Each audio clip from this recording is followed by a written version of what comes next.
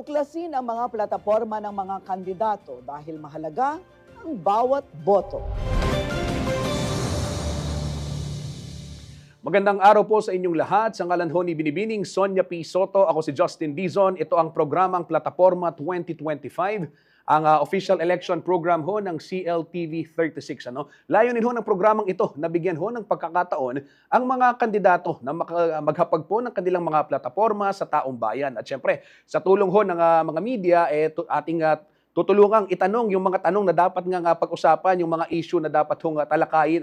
At ito'y oportunidad din upang higit ho nating makilala ang mga kandidato at malaman ho yung kanilang mga plataforma. Para sa gayon ay matulungan ho tayong magpasya kung sino ba ang dapat nating iboto sa darating na halalan. At syempre, ngayon pong darating na May 12 na yan, papalapit na ho. Panoorin ho natin ang videong ito na nagpapaliwanag kung ano-anong posisyon ang kailangan nating iboto at ang kanilang papel at tungkulin kapag sila ho'y nailuklok na sa pwesto pagdating ng June 30, 2025. Ngayong May 2025, nasa ating kamay ang kapangyarihang hubugin ng hinaharap ng ating lungsod, bayan at lalawigan. Ang halalang lokal ay hindi lang isang simpleng pagboto. Ito ay isang pagkakataon upang pumili ng mga pinunong tunay na maglilingkod sa taong bayan. Sa halalang ito, boboto tayo para sa mga lokal na lider na may direktang epekto sa ating pang-araw-araw na buhay. Gobernador at vice-gobernador, mamumuno sa lalawigan, magpapasimula ng mga programang pangkaunlaran at mangangasiwa sa serbisyong pampubliko. mga bokalong miyembro ng Sangguniang Panlalawigan. Sila ang gagawa ng mga ordinansa at batas na makakatulong sa buong probinsya. Alkalde at vice-alkalde, ang pinakamataas na pinuno ng ating lungsod o bayan na siya magpapatupad ng mga lokal na proyekto at serbisyo. Mga konsehalo, miyembro ng Sangguniang Panglungsod o Panlalawigan, tagagawa ng mga batas at patakaran para sa mas epektibong pamamahala sa ating lungsod o bayan. Ang boto mo ay hindi lamang isang papel. Ito ay isang panata para sa mas maunlad at makatarungang pamayanan. Ngunit hindi sapat ang pagboto lamang. Para maging makabuluhan ang halalan, kailangan mayroong mga responsableng kandidato at matalinong botante. Ang isang tunay na makabuluhang halalan ay hindi nagtatapos sa pagboto. Ito ay patuloy nating pananagutan bilang mamamayan. Ang pananagot sa mga inihalal, ang patuloy na pakikilahok at ang pagsisiguro na ang gobyerno ay nagsisilbi sa bayan. Sa halalang ito, maging bulat, makilahok, manindigan. Ito ang plataporma, boto mo, kinabukasan mo. Sa pagkakataong ito, ipapakilala namin sa inyo ang kandidato na tumanggap ho sa ating hamon. Makakasama natin ngayong araw, dati hong naglingkod bilang barangay council member, nanilbihan din bilang municipal councilor at syempre board member ho ng ikalawang distrito ng Pampanga. Miyembro din ho siya ng National Movement of Young Legislators Pampanga Chapter. Wala pong iba, re-election is incumbent Mayor Anthony Tonton Torres.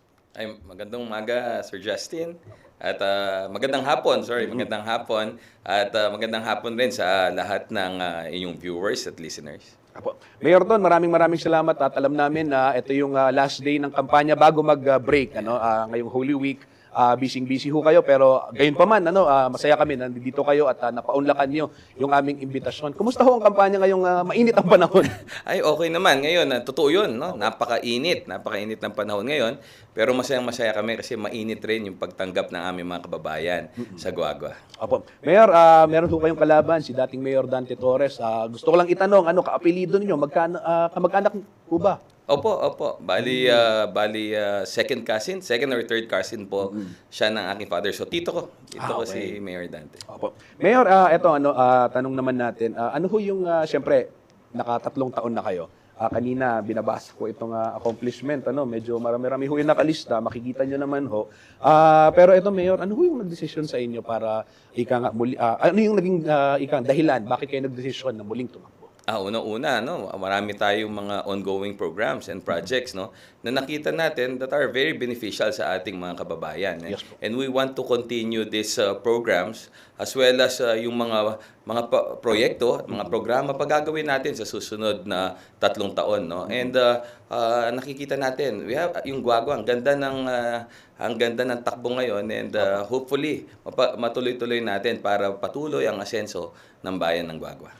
Mayor, kayo ho ay isa sa mga pinakabatang local chief executive sa ating lalawigan. If I'm not mistaken, pangatlo. Ang alam ko, pinakabata si Mayor Tonton Bustos, kapangalan ninyo ng Masantol, si Kuyang Philip Nagit ng Minalin at kayo ho. Oo, parang ganun. Opo, Mayor, ano yung nadadala ng isang bata-batang leader sa hapag ng pamahalaan? Ako, tingin ko, syempre dapat yung pagiging idealistic. As a young public servant, syempre, yung ating dala dito, yung ating youth, and at the same time, yung vision natin to have a better Guagua. Ako yung kung paano mo inabutan, dapat mas mapaangat mo pa para for the next generation. And I think yung pagiging bata mo, it plays a huge role. Kasi pag bata ka, you're more energetic. At kumbaga, you're full of ideas and with the right siguro training, with the right background na rin, and syempre, kasama dyan, yung very competent team mo, as well as yung ating mga kasamahan, yung si Vice Mayor Jun, yung ating mga masipag na Sangguniang Bayan members. Alam mo, naniniwala ako that Guagua will be the next progressive town, one of the top performing towns in our province. Ako. Mayor, gusto ko malaman, curious ako. Kanina pa tayo nagkukwentuhan before we go on air. Ano ang leadership philosophy ng isang Tonton Torres? Ako lagi, yung lagi ko sinasabi, leadership by example. Yun ang paniwala ko para maging credible ka. And dapat uumpisahan mo. And ako yung pinupush ko talaga yung slogan namin sa Guagua ngayon. Tulong-tulong tayo. Yun ang paniwala ko from the very start, for the very first day ng aking pagiging chief executive ng Guagua. Yun ang gusto kong paniwalaan ng tao. Na for our town to succeed, for our town to progress, dapat it should be through the efforts of everyone. Not only the mayor, not only the vice mayor and all the councilors, as well as the barangay official. Hindi, dapat pati bawat mamamayan, pati simpleng mamamayan ka man, no, dapat may stake ka doon. Dapat may partisipasyon ka doon para mas ma-feel mo na kasama ka doon sa progreso. Mayor, kanina binanggit ko dun sa introduction natin na maaga kayong pumasok sa politika, ano, at nagsimula kayong barangay kagawad. You rose from the ranks, ika nga, ano. When you were in that position, ano, yung tatakbo kayong barangay kagawad, paano niyo naisipang pumasok sa public service? Saan ho nanggaling yung ika nga yung inyong inspirasyon para maglingkod sa ating kababayan? Actually, it all started kasi bata pa lang ako, very active tayo noon sa simbahan, no? I was the Knights Commander sa Immaculate Conception when I was young. Tapos nung after graduating in college, no, sa UST para tayo. No, Tomasian, Tomasian, oo. Yung barangay captain namin doon, in-invite niya ako to his party, no, yung sa grupo niya. So nadamay ako doon, no? Nanalo tayo ng barangay kagawad sa pinakamaliit na barangay ng Guagua, yan ang Plaza Burgos. Yun lang yung, I think we only had around 80 voters that time, no? Tapos hindi ko natapos yung term ko, I was invited noon, no, na to join yung party ni Ma'am Divine Tulio, no, tsaka si Eugene Ponyo noong time na yon, to run for councilor. So luckily, nakuha ko yung last spot nung time na yon, no? Yung last spot. So I was re-elected. Pagkatapos, after 2 terms, sinuwerte naman na I was chosen to be part of the slate ng Kambilan for provincial board member. And luckily, natapos natin yung 3 terms natin as provincial board member. Tapos doon, yun, we had a chance, no? And the opportunity to serve as mayor ng town natin. Opo. Mayor, bago tayo pumunta dun sa mga naging accomplishments and plataforma, pakikwento sa ating mga kababayan, ano yung mga maipagmamalaki mong ordinansa? Nung ikaw po ay naupong board member, ano yung mga trinabaho natin during those times? Akong board member, no? Alam nyo, you were also part of yung isa sa, when I was the chair of the Committee on Education. Remember, during the time noon ng pandemic, no? Yes. And ang hirap noon, hindi natin alam paano mag-aaral yung mga kabataan, no? Pero you were part of CLTV was part, and Ma'am Sonia was also part of the na talagang tumulong sa atin noon. And I think that's one na masasabi natin as chairman ng Committee on Education, we were able to, kumbaga, together with Governor Dennis noon, we were able, no, to overcome yung challenges na yun. When it comes to ordinance, siguro, when I was a provincial board member, no, kasi I chaired the Committee on Health then, madami, for 3 terms. No? I mean for 1 term. I also chaired the Committee on Trade and Industry, no, for 3 consecutive terms. And ang mga ordinances naman natin noon, na bago natin yung Pampanga Investment and Incentive Code, no? Isa yan sa iniwan natin na ordinansa, no, as a provincial government.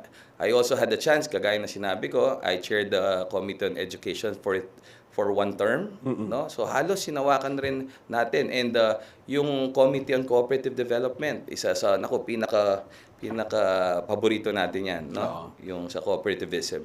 Okay. Opo, ito ngayon, pag-usapan naman natin, Mayor, yung mga usapin sa Guagua, mga proyekto. Ito hong 2023, nagbukas ho yung renovated na palengke.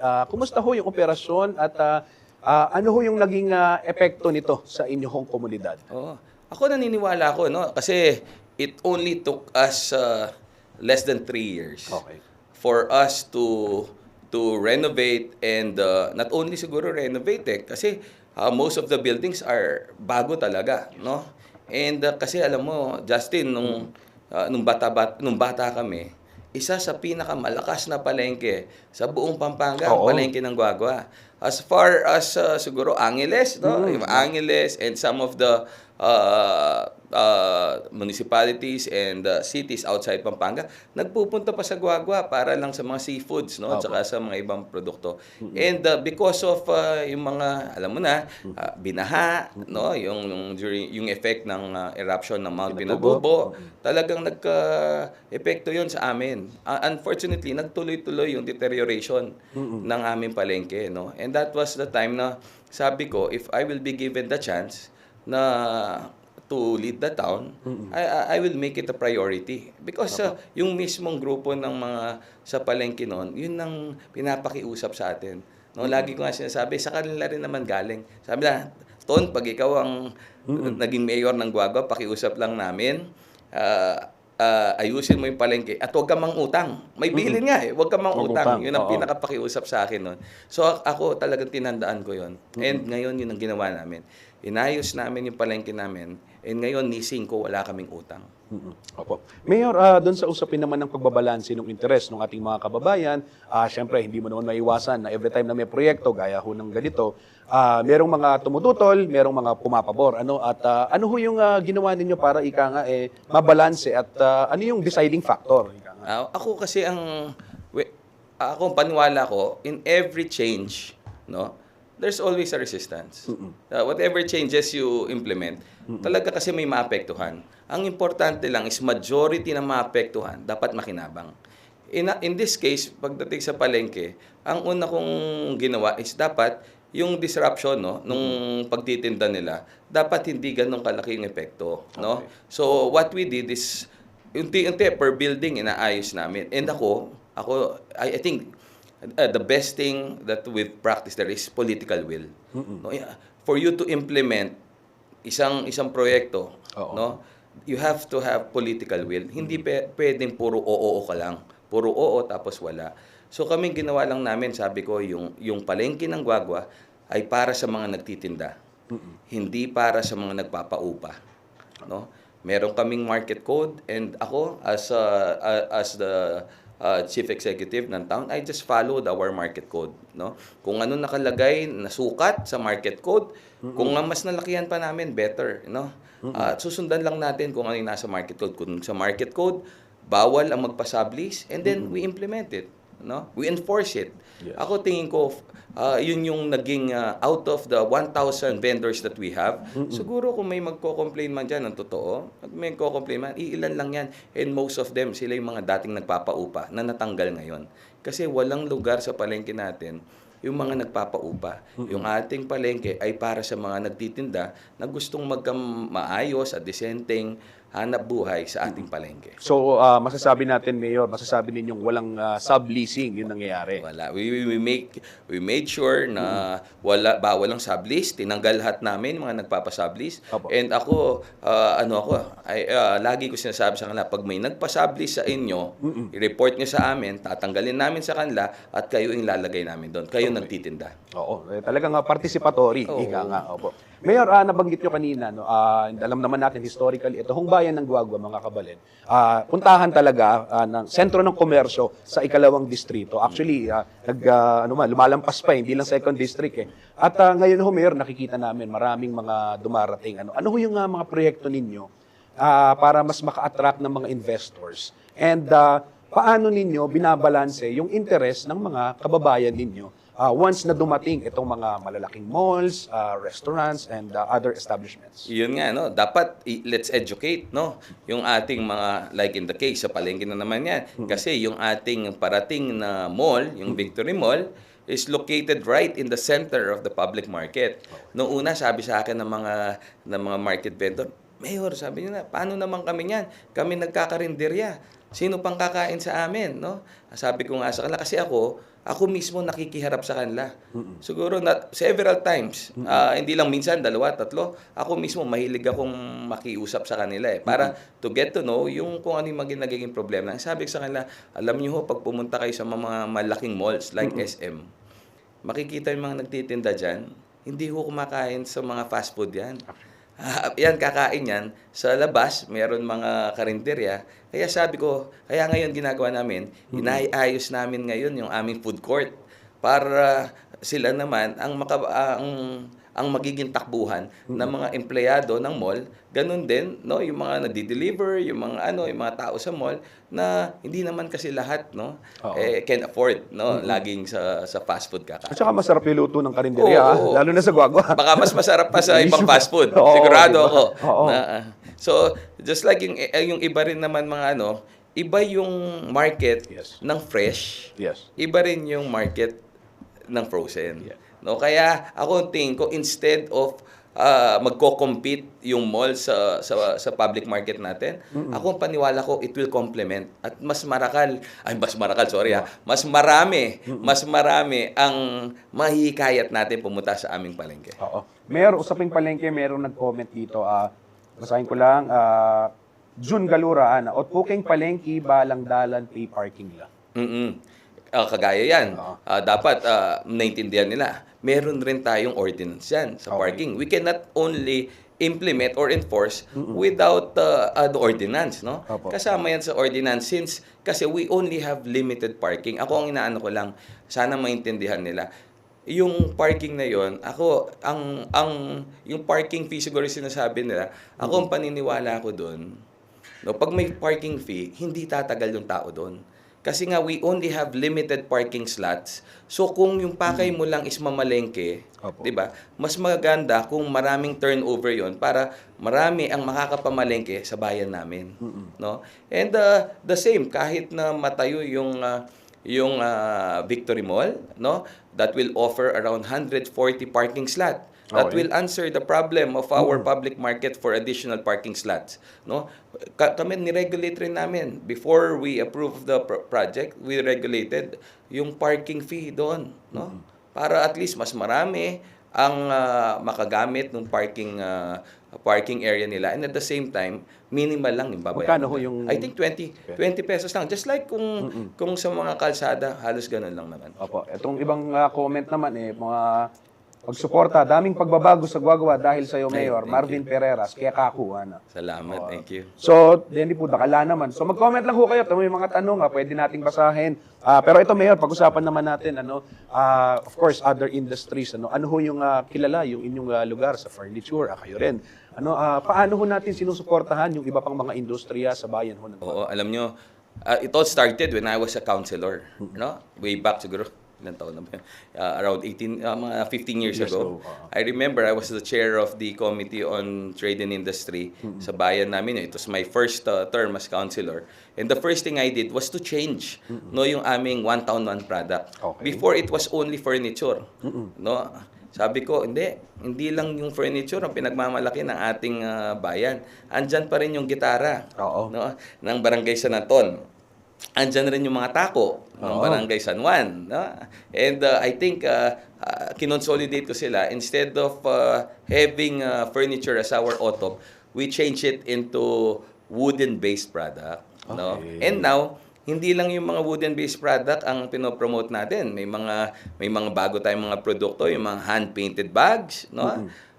Nila Einstein, yung meron rin tayo yung mga kakanin at mga delicacies na pinagmamalaki ng aming bayan, no? Ang dami, and what we do is ngayon yearly we have our own Obrang Guagua exhibit, no, sa SM. Nako, and very successful. Na-cover din natin. And we're very grateful na it's being patronized by a lot of Kapampangan. Maraming salamat po. And it is being supported by our provincial officials, si Gov Delta, si Nanay, laging nandyan with the board members, si Ma'am GMA.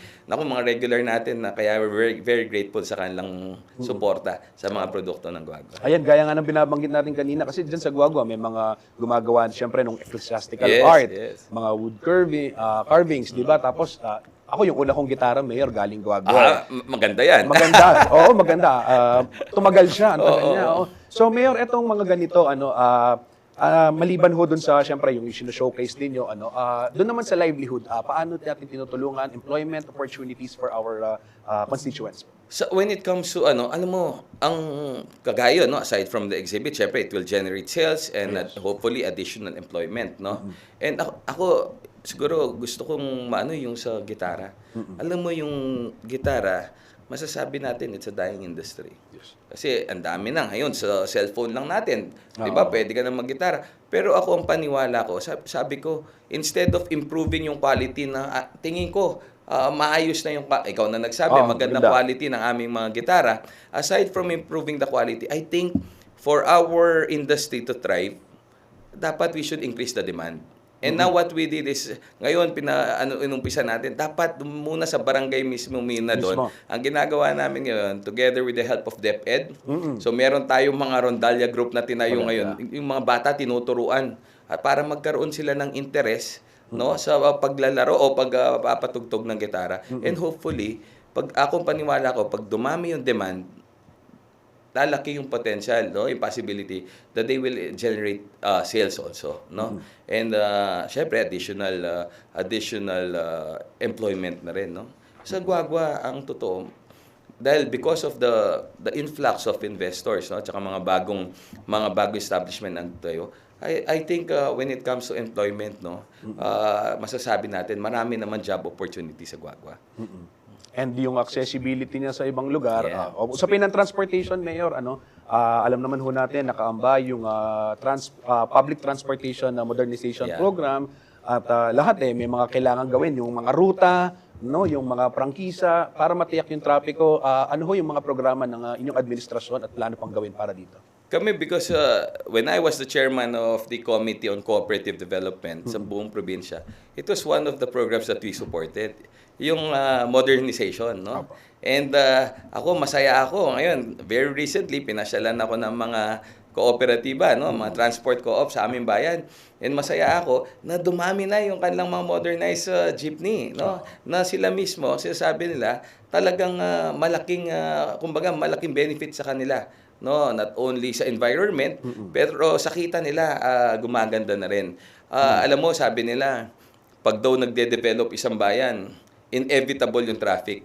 And ako, paniwala ako, may solusyon pa naman. Sa aming bayan, kailangan lang, no, unti-unti na dapat lahat ng factors that adds, no, do sa problema natin traffic, dapat masolusyonan. And I think kagayan yung ipo-provide ng mall na 145 parking slot, it will lessen yung mga magpaparada sa kalsada. And our next big project siguro, hopefully, no, sa tulong ng aming mga kababayan, no, if we will be able to get another chance, no, to serve the town, is we will be putting up our transport terminal, no.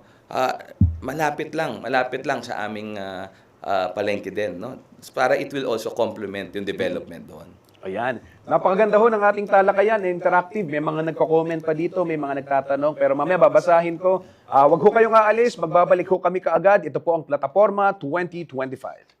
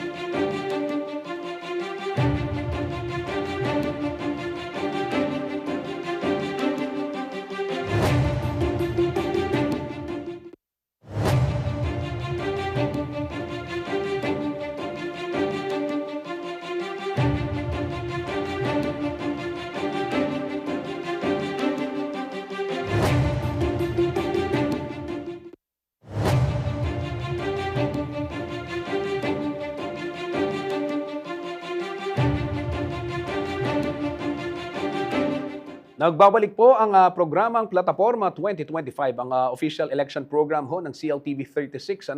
At sa puntong ito, itutuloy natin yung ating panayam kay re-electionist Mayor Anthony Tonton Torres.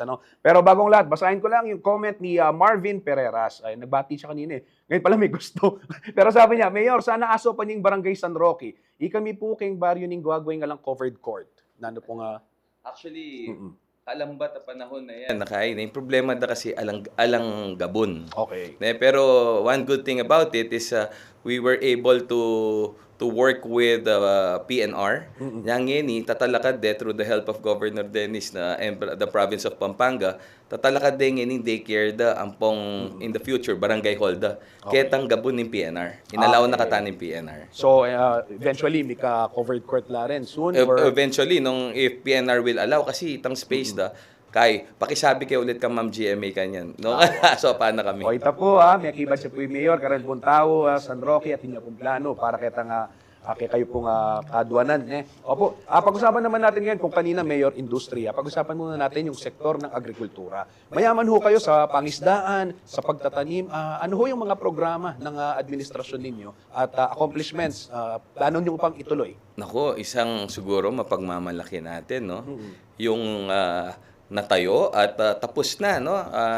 Yung ating rice mill project. It is a joint project between the province of Pampanga, ang ating national through PhilMec, at ang local government of Guagua. No? I think this is, I was able to mention this before, I think this is the best example of what our slogan is pushing. No? Yung tulong-tulong tayo. You know, this program started with a donation by a farmer. Okay. May isang farmer, he donated 5,000 square meters. Just imagine, a simple farmer donating 5,000 square meters is because naniniwala siya dun sa proyekto, no, si Kong Rodel Manyalak, no. And dahil dun sa donation na yun, tinrabaho natin, no. I was able to ask the assistance of the provincial government through kay Gov. Dennis, no. So nagbigay ang provincial government ng 15 million to erect and to establish yung building, no. Tapos yung yung local government, yung bayan ng Guagua, no, we spent 5 million dun sa bakod naman.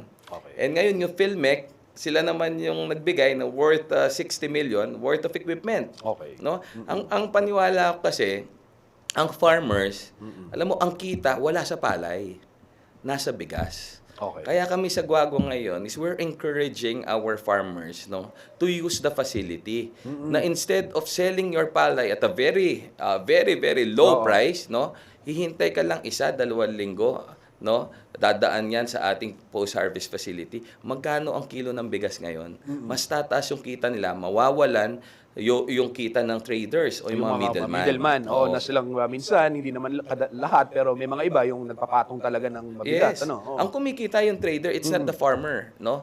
Kaya if you really like to help the farmer, I think this post-harvest facility no, is the best sigurong we can help them. No? And yun lang, it's changing the mindset. Pero I believe, no, unti-unti, we're educating our farmers. And I think nakikita nila. Sabi ko nga, subukan lang ninyo and you will see the difference. And the government, binibigay nila ito sa inyo, it's not para kumita yung gobyerno, kundi mas lalong kumita ang ating mga farmers. Mayor, gaano kadaming magsasaka ngayon ang nakikinabang dito sa inyong malawak kong rice mill facility? Alam niyo, yung rice mill facility, kakatapos lang. It was supposed to be inaugurated by none other than our president. Unfortunately, because of siguro sa schedule, since it's a campaign period, medyo na-postpone yung inauguration. Hopefully, after the election, matutuloy yung inauguration. And ngayon, we're currently setting up yung operation, kung paano yung operation ng rice mill. And very soon, this year, definitely tatakbo yun. At siyempre, maganda yan, napamarisan din ng ibang bayan kasi kami naman na-interview natin yung mga magsasaka, di ba, JM? Pag nag-interview tayo, sabihin, hindi kami kumikita trader. Sana meron ho kaming post-harvest facility. Ito yun, yung sinasabi ninyo. Ito yun. No, not only that, Justin, no, sa Guagua, ever since na naupo tayo, yung tulong natin sa mga bini, no, dati, 1 crop lang per year. Ngayon, dinoble natin para mas makatulong sa mga farmers. So, 2 cropping season ng mga farmer natin, libre na yung bini nila. Ayan, opo. Mayor, sa pangisdaan naman, sa fishery sector natin, dinadayo yung mga seafood doon sa palengke ninyo.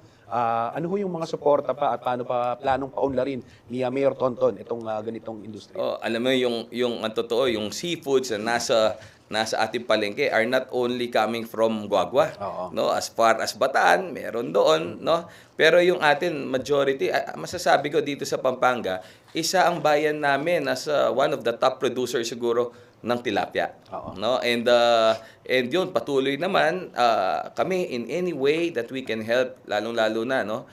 Isang ginagawa namin dito yearly nagre-release kami ng mga fingerlings sa aming Opo. kailugan para rin yung mabuhay ulit yung aming kailugan, and at the same time, no, yung mga simpleng mga fishermen, no, na umaasa lang sa kailugan, no, ay mahuli naman, no. And maganda naman naging resulta, and it's also a sign na gumaganda yung kailugan natin dahil may nabubuhay na mga isda, and at the same time buhay yung fishing industry, no, aside from yung nakukuha sa lawa tsaka sa mga fish ponds.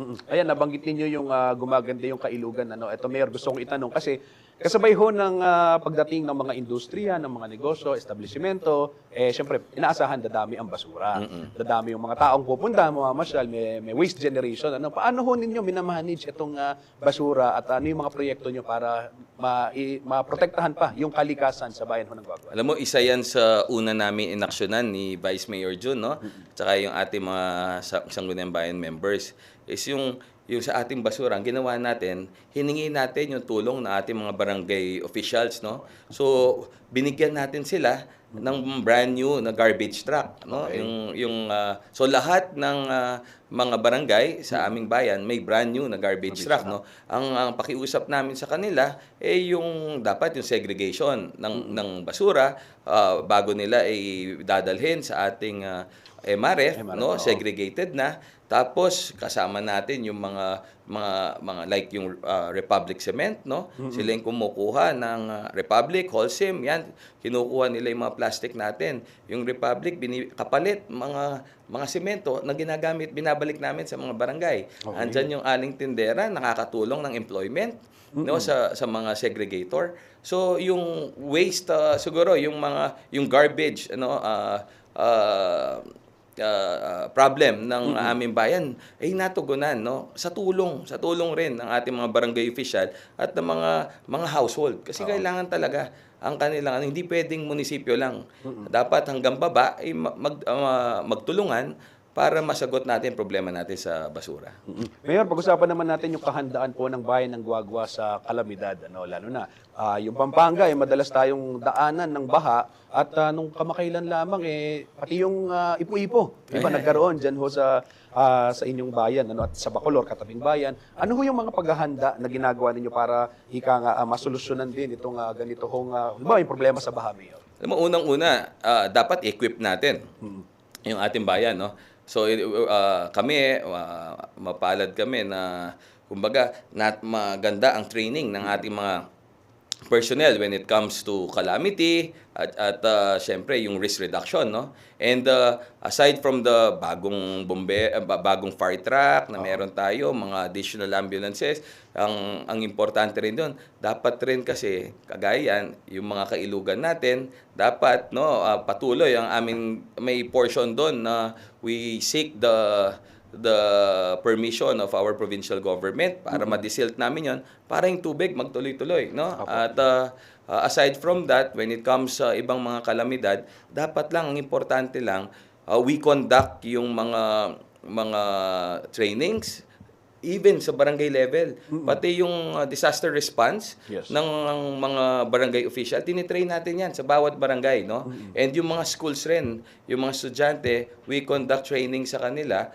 para in case that there will be a calamity, like for example an earthquake, no, yung the big one, at least handa yung ating tao, alam nila kung ano yung mga gagawin nila. Kaya dapat patuloy yung mga drills na ginagawa natin para lahat ng mga Guaguenyo handa in case mangyari yan sa atin. Okay.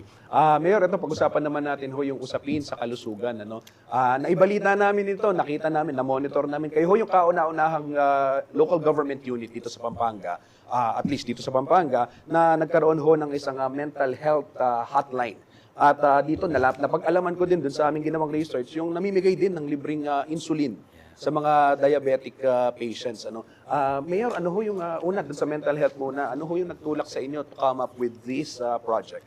Alam mo, minsan nakakalungkot pag may nababalitaan tayo, mga mostly kabataan, that they resort to suicide. Yes. No?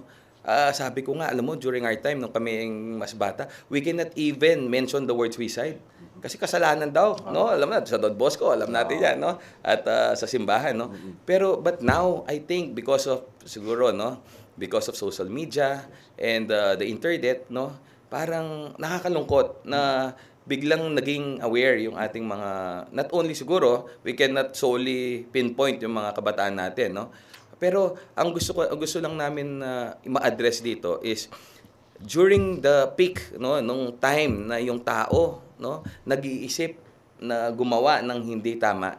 Ang gusto lang namin ay meron silang matatawagan para maibsan, no? Maibsan yung damdamin nila nung time na yon, no?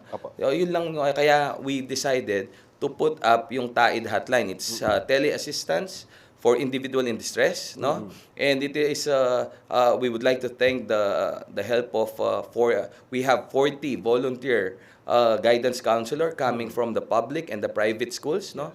Na tumutulong dito sa ating hotline. Opo. Mayor, gaano kadami? Kumusta ho yung feedback dito sa programa ito? Marami bang tumatawag? May mga alam mo, ang totoo, no? Kaya nga we also need your help, no? So far, we don't have any incidents yet. Maganda no? naman. Maganda yun. Oo, pero may kagaya, pag na-promote, maraming nakakaalam, no? Yun ang kagandahan nila na alam nila may tatawagan. So far, we have limited a few calls pa naman, no? And that's good for us, no? Yes. Yun yung natin. Isang buhay lang ang mailigtas. Magandang bagay ho yan. Yun ang lagi kong sinasabi sa kanila. Alam mo, if we can only save one soul, yun na yun. No? Yun na yung passes natin sa heaven. No? Kaya dapat tulungan natin, lalong-lalo na yung mga individual in distress, no? Mayor, pag-usapan naman ho natin itong libreng insulin. Parang first time kong marinig na kayo ho'y namimigay ng insulin sa mga diabetic, Johnny, nandiyan ba si Johnny? Yung mga drop. Pero ito ho, paano ho kayo nag-come up dito sa ganitong programa at ano ho yung reception ngayon ng ating mga kababayan? Alam mo, it all started nung naupo kami, ang daming humihingi ng insulin. Sabi namin, knowing Kapampangan, nako, may isa ako dyan. Nako, mahilig kumain, no, ng matamis. So, sabi ko, I think, isip tayo ng paraan on how we can help, no? And alam nyo, kagaya yung nasabi ko, yung isang diabetic bibili sa butika, it will cost around 700 to 800 pesos yung isang bottle ng insulin. Pero pag government ang bumili, no, diretso sa pharmaceutical firm, alam mo, ang baba ng presyong bigay nila. Basta diretso, it's a government price. Yes. So kami currently, we're helping around almost 2,000 diabetic patients sa Guagua alone. No? And alam mo, ngayon nag-house to house kami. Ang saya ng feeling pagpunta mo sa kanila, Mayor, isa po ako doon sa tinutulungan yung sa dialysis, malaking ginhawa po sa amin yan. No? For ako, ang kagandahan lang dito, we give out insulin every quarter.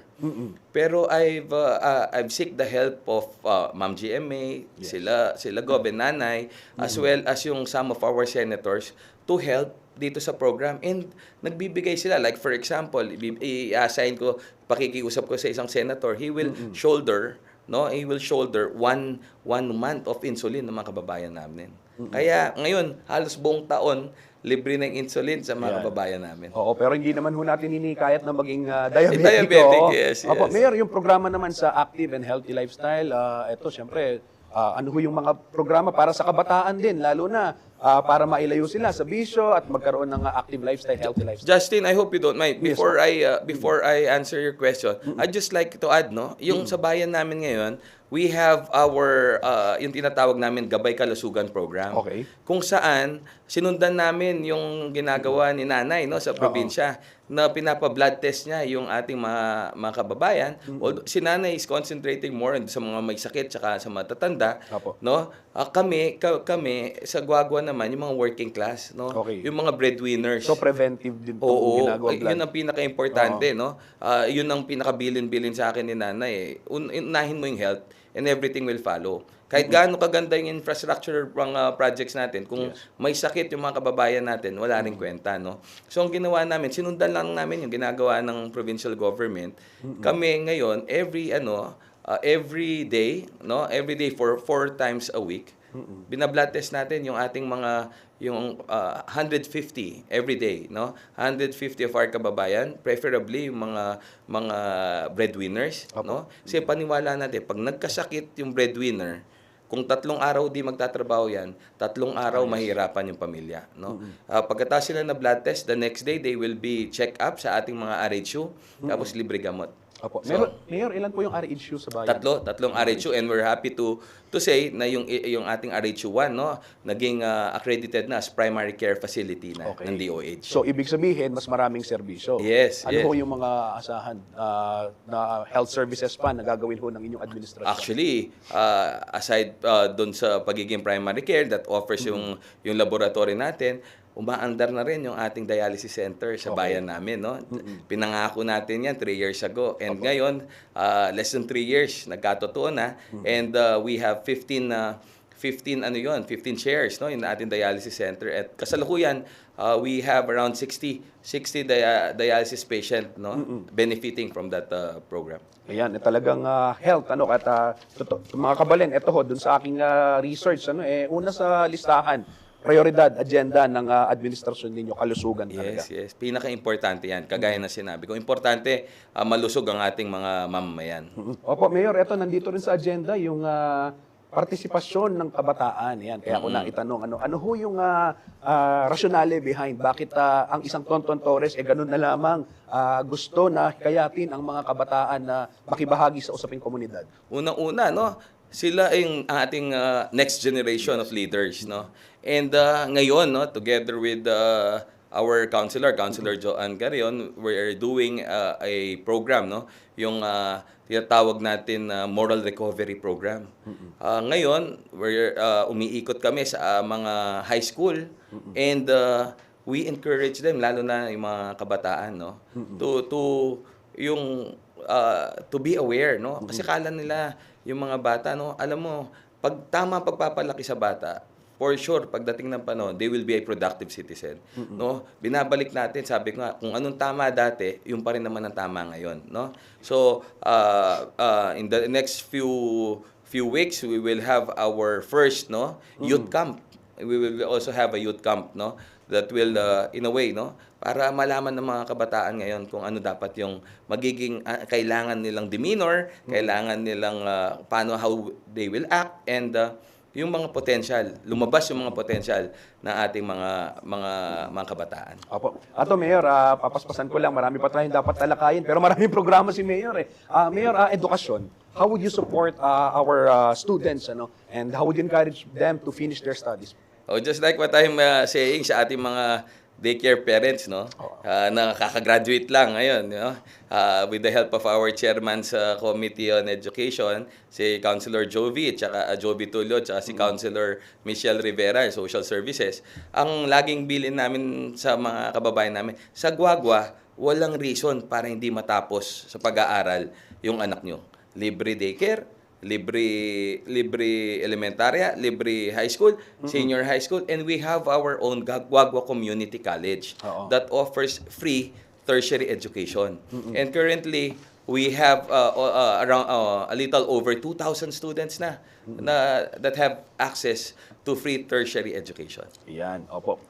Mayor, ito naman pag-usapan natin yung transparency and good governance. Paano ho ninyo matitiyak sa inyong mga kababayan, constituents, na ang buwis na kanilang binabayad ay napupunta sa dapat paglagyan, at paano ninyo matitiyak na ang isang Tonton Torres ay for good governance and transparent government?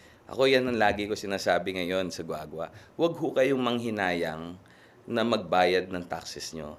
Dahil whatever you pay, nakikita nyo saan pumupunta at nararamdaman nyo. Very simple lang, no? Alam mo, ito, kasi I have to mention, no, yung aming mga kasamahan, kasi this is not only the work of the mayor, but also, no, kasama ko dito si Vice Mayor Jun, ang ating mga Samgunang Bayan members. In this case, si Councilor Attorney Mike Mangiliman, no, in charge of budget, no, and appropriation. We have to make sure that the budget is being used, no, up to the last centavo na maayos, no?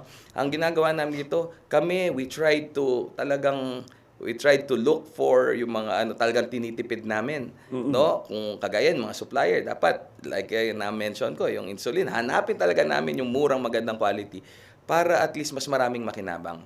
At nakikita na ngayon, bakit ngayon? Bakit ngayon lang nakita namin pwede palang magbigay ng mga garbage truck, pwede palang magka-project bawat barangay yearly, 'di ba? Pwede pala yung makatanggap ng kada household every Christmas, no? Yun pinagmamalaki namin, kada household 30,000 households sa Guagua receives a gift pack, no, from the municipality. Meron 5 kilong bigas at may ham. Just imagine, mayaman ka man, mahirap ka man, diba? Makakatanggap ka sa munisipyo kasi nagagamit sa tama yung pera ng bayan. Ayan, may nagkomento, Lorela Tolentino, di po kami nagkamali na iboto si Mayor, I vote you again. Ito, patapos na ho yung ating programa, napakabilis. Pero ito, Mayor, kausapin ninyo yung mga taga-Guagua. Bakit kailangan ng second term ni Mayor Tonton Torres?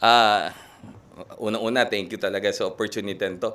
Pero ako ho, no, sa aking mga kababayan, no, hindi lang po si Mayor Tonton Torres ang kailangan natin tulungan ngayong election na to, kundi po ang buong grupong tulong-tulong tayo, no?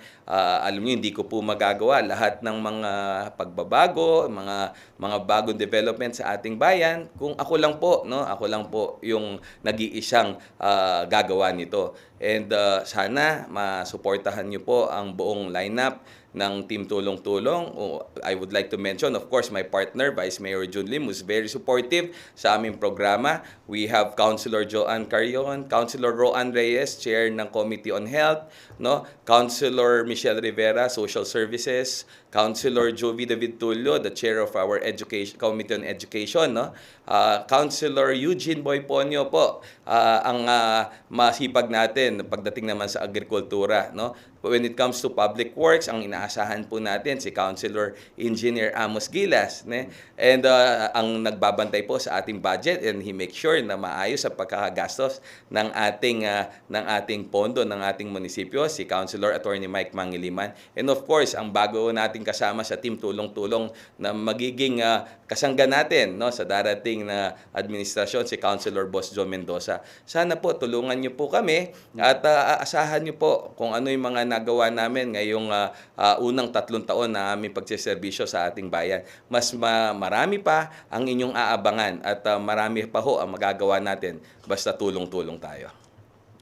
Maraming salamat ho, Mayor Ton, at good luck po sa inyo at may God bless you at syempre yung mga plano ninyo, sana po pagpalain kayo ng may kapal. Maraming salamat, Justin. Yan ho mga kabalen, abangan ho natin ang susunod na episode ng Plataforma 2025 tuwing Miyerkules, alas 10 ng umaga at alas 3 ng hapon. Live ho tayo dito sa CLTV 36 Free TV, nationwide, Signal Channel 115, at pakinggan din sa RW 95.1 FM. Mapapanood din ho online ito, CLTV 36 website, gayon din sa ating Facebook pages. Live din ho tayo sa Facebook page ng Sunstar Pampanga. Sa ngalan ho ng mga kandidato, ang pamunuan ng CLTV 36, mga media partner at ang buong production team ng Plataforma 2025. Nagpapasalamat ho kami kay Mayor Ton, bisita natin, at sa lahat po ng tumutok, yung mga taga-Guagua na nagko-comment dito. Ayan, shout out si Jaja Bersano, na dati nating kasamahan nanonood, nag-comment. Ayan, at maraming salamat po sa pagsubaybay sa makulay na talakayang ito. Muli po, ito po ang Plataforma 2025. Sa ngalan ho ni Binibining Sonia P. Soto, ako si Justin Dizon, nagsasabing ang boto mo ay tunay na kinabukasan mo. Maraming salamat po.